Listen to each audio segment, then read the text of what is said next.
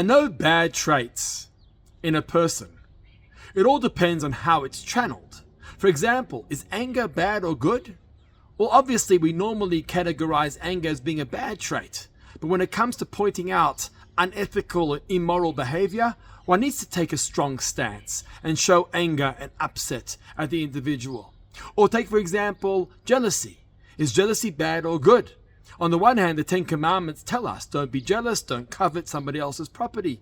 On the other hand, it says it's healthy to be jealous of somebody's spiritual aspiration and accomplishments. So we too want to aspire to do what they do.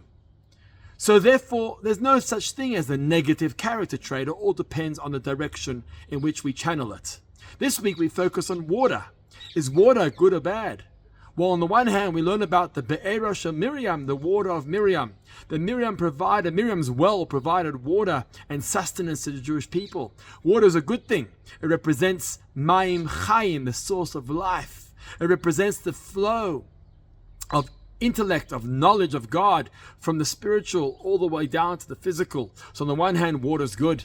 On the other hand, we learn about the water that was extracted from the rock of Moshe. When he hit the rock, after being told to speak to the rock, and water was extracted, that water represents sin, not following the words of God.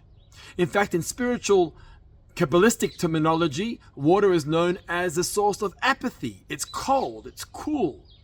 And as opposed to fire, it represents kaltkate, coldness. And so there's no such thing as a negative character trait.